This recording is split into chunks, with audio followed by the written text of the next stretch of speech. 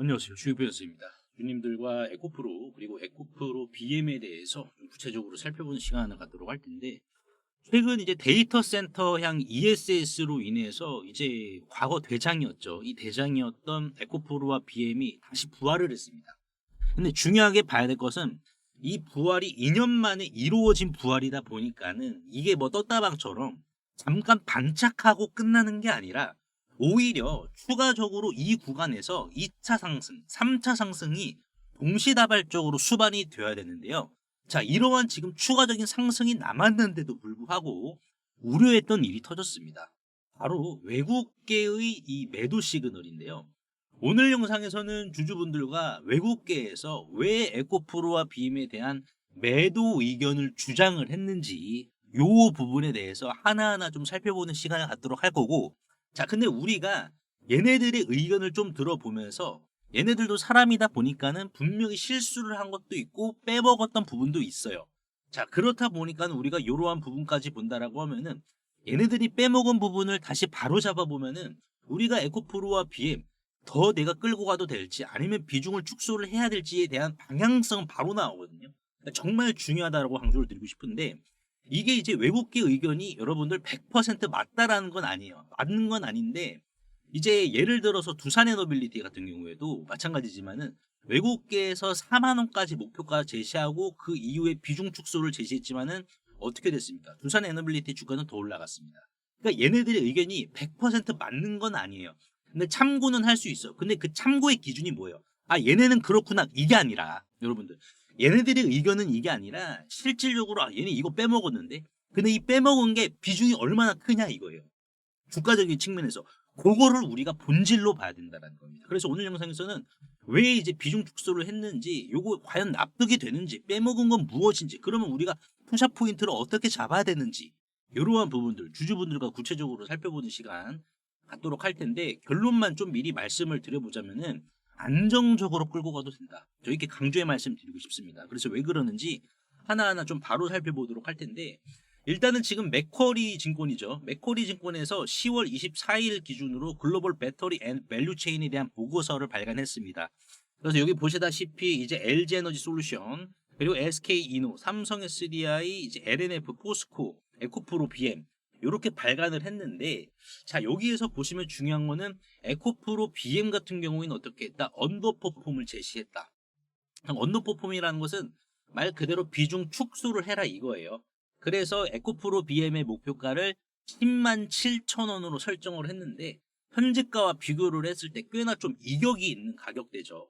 자, 그래서 지금 맥쿼리가 왜 목표가를 이렇게 낮추고 왜 이 투자 의견을 언더퍼폼으로 제시를 했는지 봤더니 LFP에 대한 전환 준비가 너무 딜레이 됐다 이거예요. 그러니까 지금 안 그래도 전기차 시장은 계속해서 어떻습니까? 둔화가 여전히 이루어지고 있는 상황인데 ESS는 오히려 고성장해. 그러면은 LFP까지 에코프로 BM이 이제 딱 적절하게 양산을 하면은 어떻게 되겠습니까? 목표가가 올라가는 부분인데, 지금 맥쿼리는 여기에서 내년 말에 LFP를 이제 전환 준비를 한다라고 지적을 해서 목표가를 이렇게 낮췄는데, 자, 여기에서 이제 우리가 중요하게 봐야 될 건 이겁니다.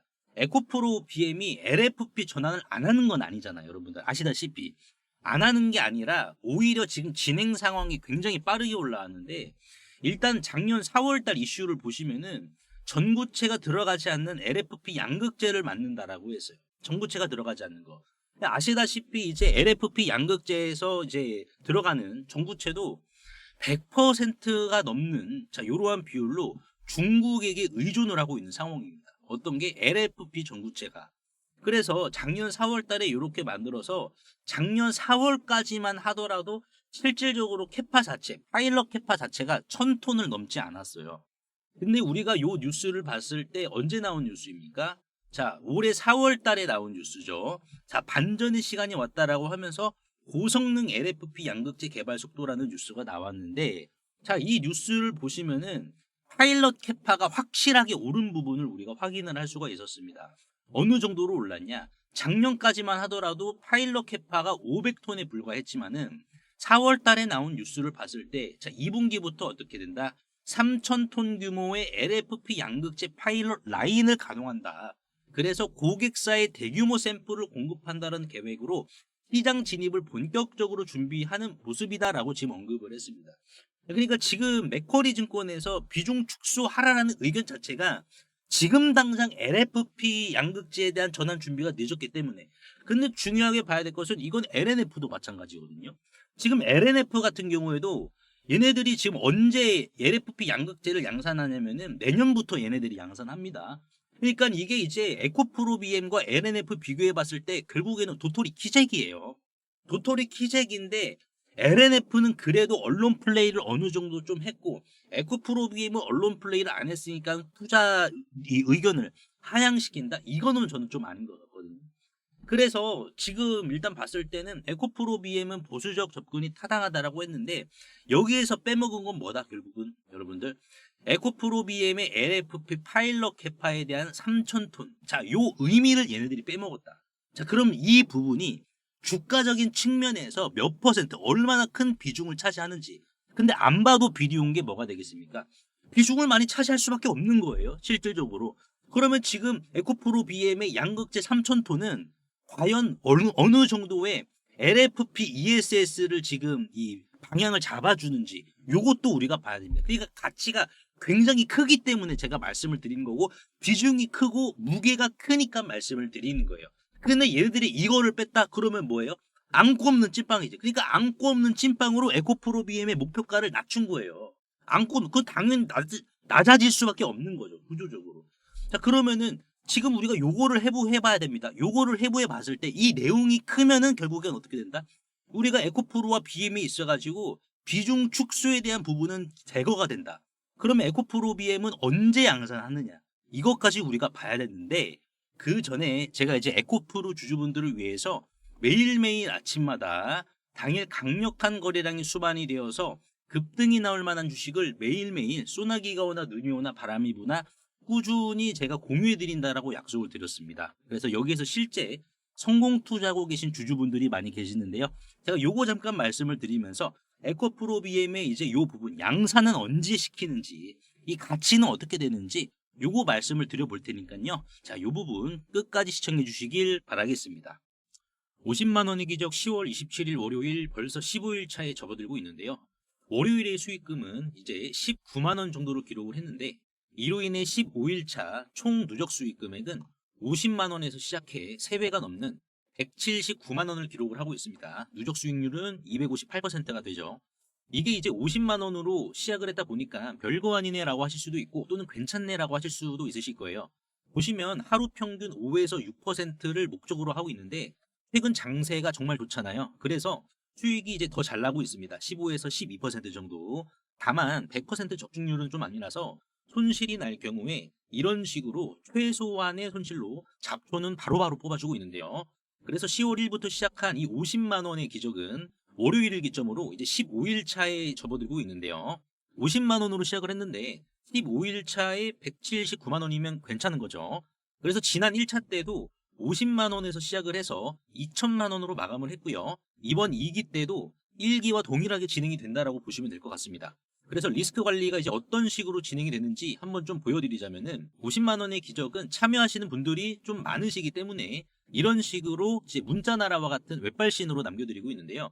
그래서 발신 전용 번호로 수신까지 잘 이루어졌는지 확인을 하고 있는데 자, 먼저 시초가 종목으로 드렸던 자 NK의 경우에는 8시 54분이죠. 8시 54분에 이렇게 시초가 매매로 문자를 좀 남겨드렸습니다.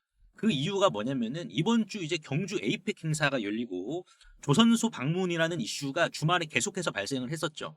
그리고 보통 조선주들이 대형주가 많습니다. 하지만 이 주식 같은 경우에는 시가총액이 어느 정도 됩니까? 1200억이에요. 그러니까 너무나도 가벼운 주식이거든요. 그리고 이 종목 같은 경우는 항상 상한가 이후에 자 밀렸다가 올라가는 N자 파동을 자주 보였었던 종목입니다. 그래서 이때도 밀렸다가 N자 그리고 최근 상한가 만들어주고 밀렸다가 N자 이런 식으로 보여주는데 반등은 거의 이제 상한가의 하프 부분이죠. 상한가 하프 부분 또는 상한가 가격에서 반등을 준 이력이 있었는데 NKA 같은 경우에는 최근 상한가 이후에 상한가 가격 부분에서 반등이 이런 식으로 안 뽑아졌어요. 그러니까 요때처럼 상한가 하프를 기준으로 반등을 뽑아주겠구나 일정도 있기 때문에 라는 취지로 접근을 했었던 종목이었습니다.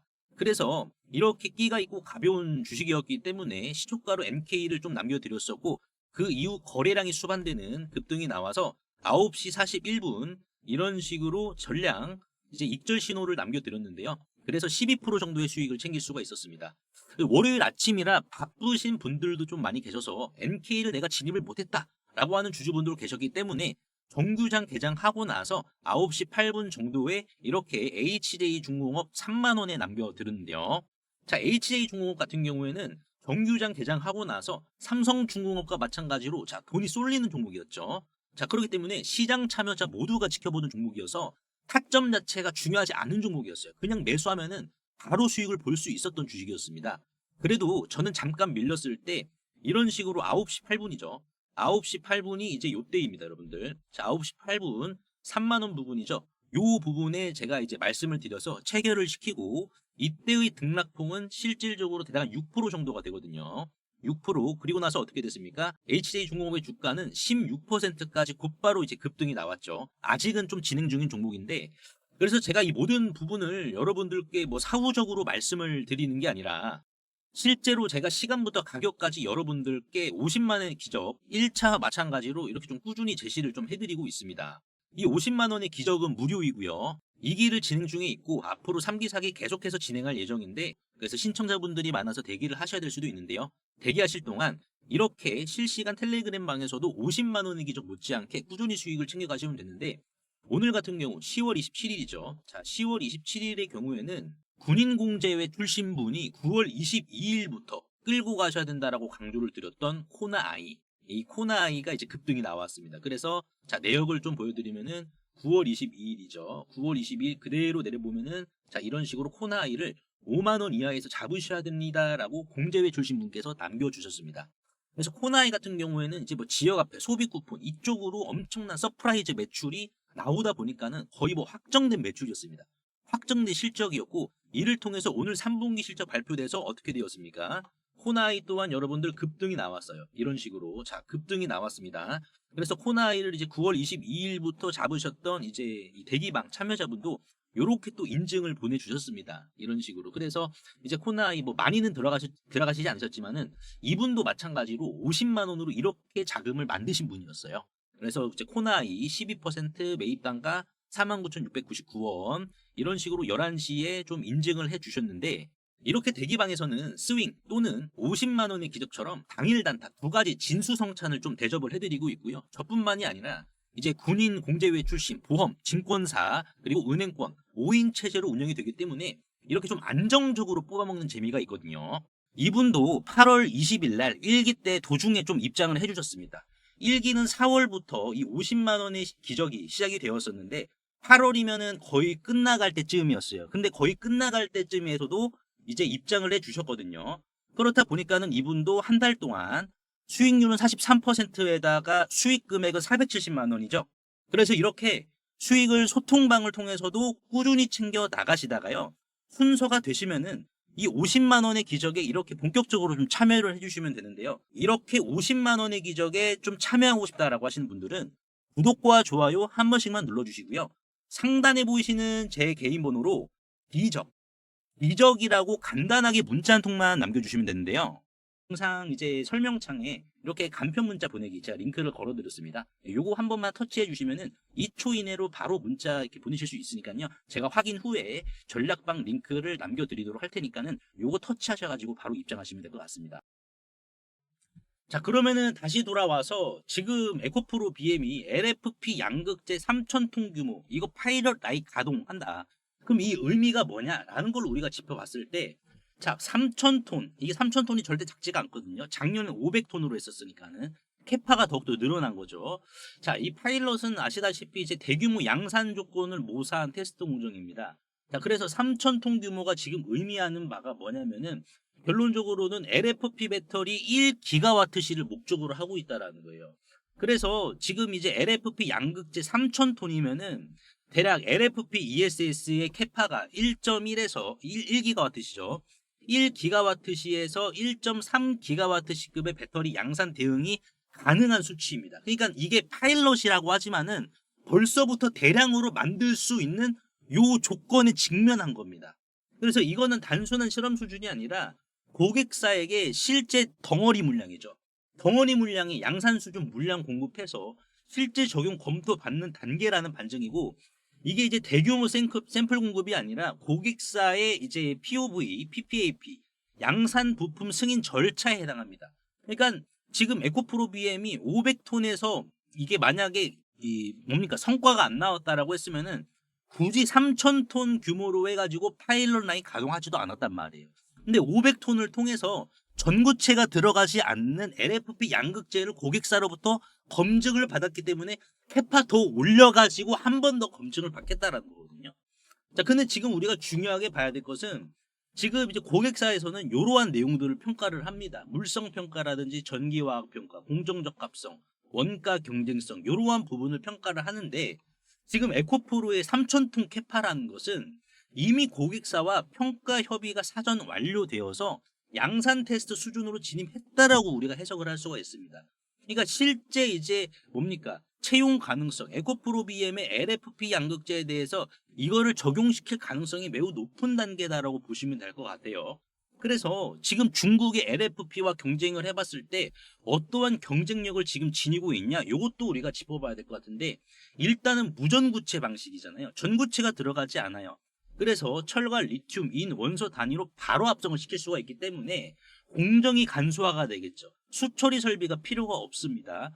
그래서 환경부하라든지 설비 비용이 떨어지고 수율이 더 빨리 잡혀요. 그러니까 수율이 빨리 잡히니까는 작년 500톤이었는데 원래대로라면 1000톤 늘리고 그 다음에 이제 1200톤, 1300톤 이렇게 나가야 되는데 바로 그냥 한꺼번에 3000톤으로 뛰어버렸잖아요. 그러니까 수율을 굉장히 단시간에 잡을 수 있다라는 반증이에요. 그래서 가격적인 측면 봤을 때 전통적인 LFP 양극재 기준 원가는 킬로그램당 8에서 10달러지만은 에코프로 방식을 적용하면 킬로그램당 6.5에서 8.5달러 정도, 요 정도의 지금 경쟁력이 있습니다. 가격 경쟁력까지 있어요.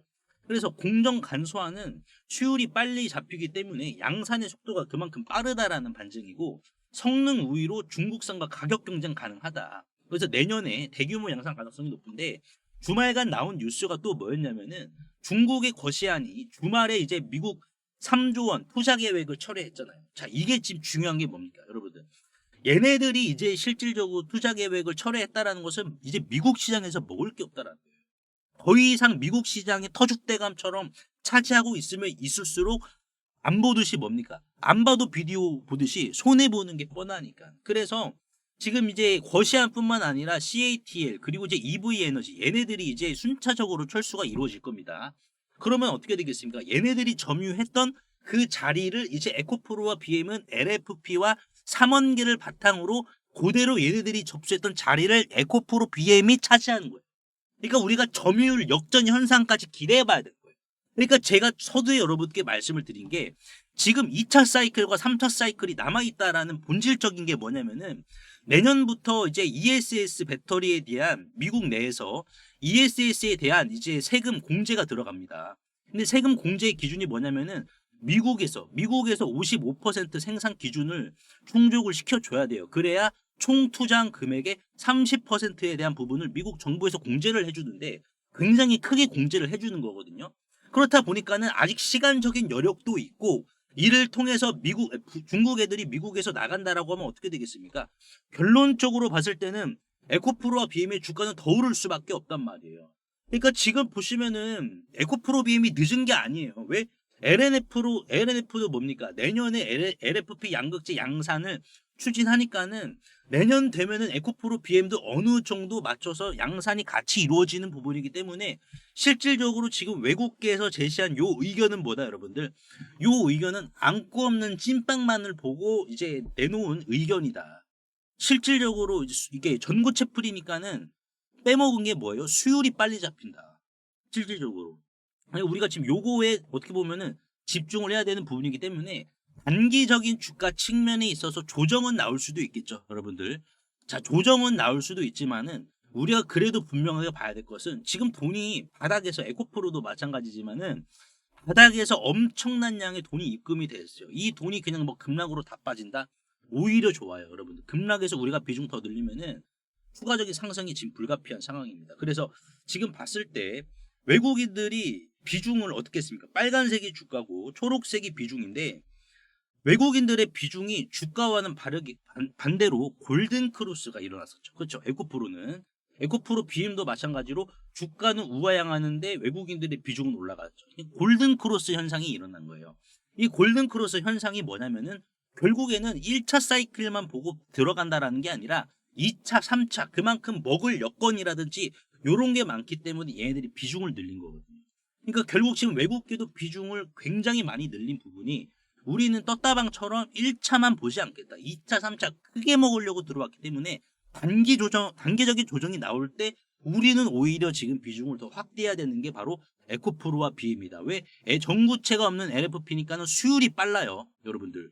수율이 빠릅니다. 그러니까 지금 이제 우리가 HBM, 삼성전자와 좀 비교를 했을 때도 삼성전자가 수율을 빨리 잡는 것과 마찬가지란 말이에요. 그러니까 어떻게 됐습니까? 삼성전자도 10만 원 돌파했잖아요. 그것처럼 지금 에코프로와 BM도 수율을 빨리 잡기 때문에 어떻게 된다?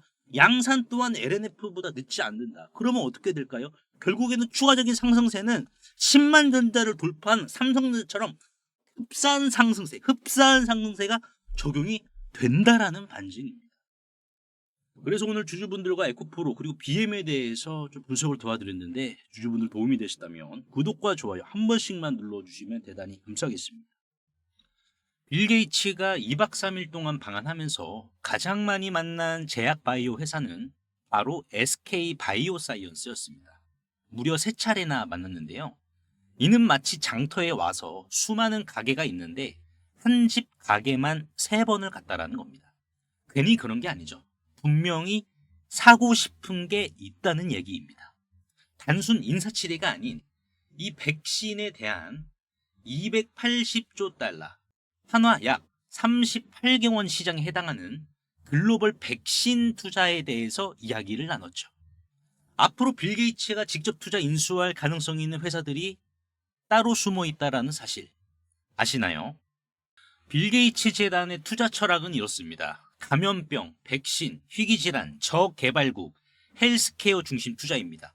그래서 단순 돈만 버는 기업보다 세계 보건 문제를 해결할 수 있느냐 여기에 집중을 합니다. 그래서 모더나에 초기 투자를 해서 코로나 때 mRNA 플랫폼이 확산이 되었고요.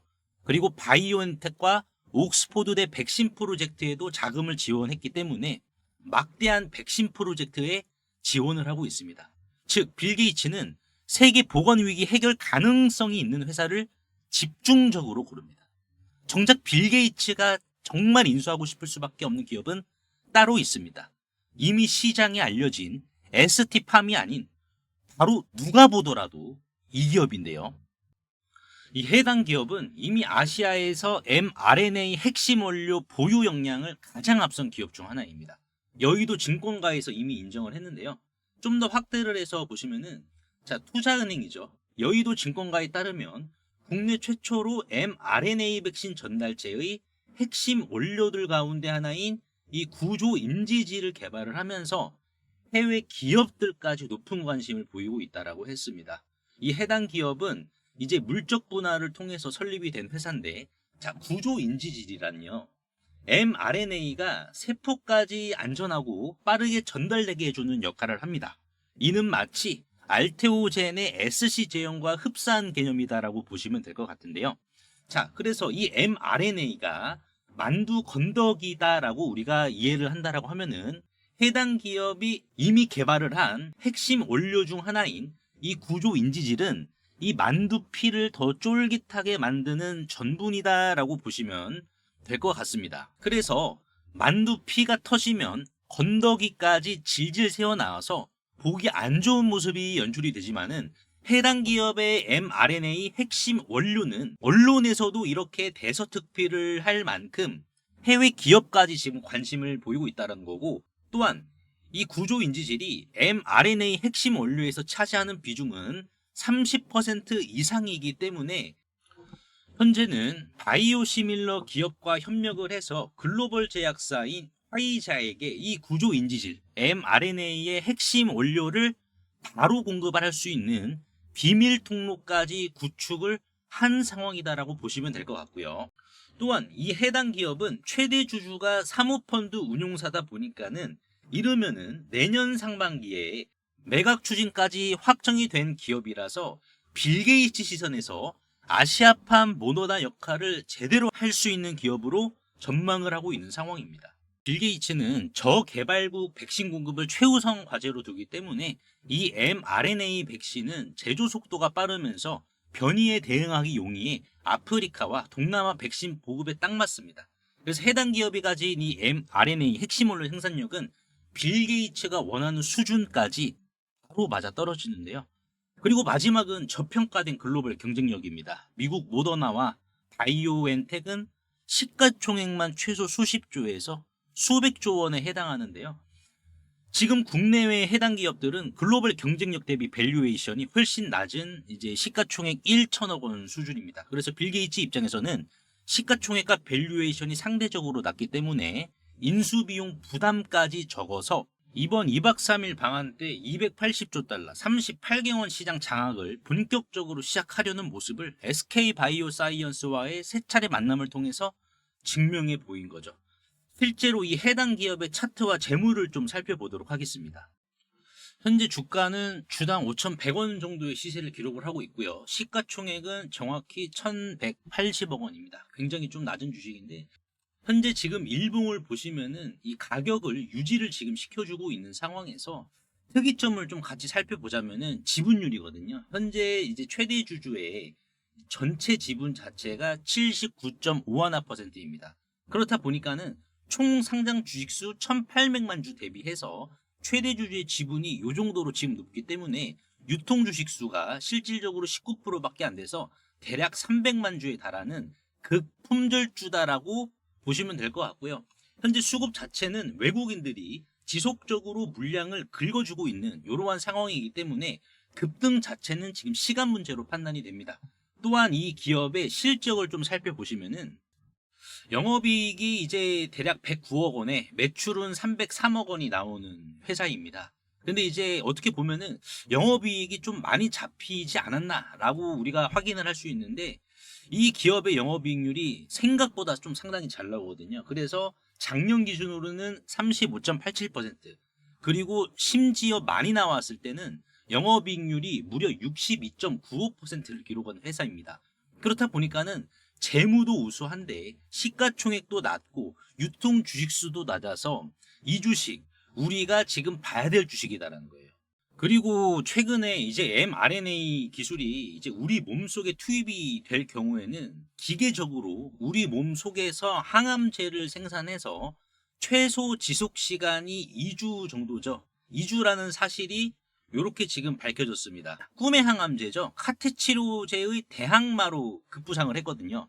그래서 항암제로서의 영역을 이 mRNA는 마치 징기스칸처럼 이 영역을 넓혀가고 있다는 것이죠. 빌 게이츠는 이미 mRNA의 위력을 누구보다 잘 알고 있습니다. 그렇다면 아시아에서 mRNA 인프라를 장악하고 싶다면 어디를 살까요? 답은 너무나도 뻔합니다. 해당 기업을 인수하는 순간 빌 게이츠는 한국을 넘어 아시아 전체 백신 공급망을 손에 쥘 수 있게 됩니다. 그래서 상단에 보이시는 제 개인 번호로 꿈이라고 간단하게 문자 한 통만 남겨주시면 해당 기업의 이름이 무엇이고 전망되는 화이자 공급 일정과 그리고 외국계와 기관계에서는 어떻게 평가를 하고 있는지, 매각가는 주당 얼마로 평가될 것으로 전망하고 있는지, 이러한 부분을 보고서 자료로 압축하여 공유해 드릴 테니까 꼭 한번 확인 한번 해보시고요. 100% 무료이기 때문에 부담 없이 확인하셔서 이 긁지 않은 복권주로 여러분들의 큰 부를 만들어 가시길 바라겠습니다. 시청해 주셔서 대단히 감사합니다.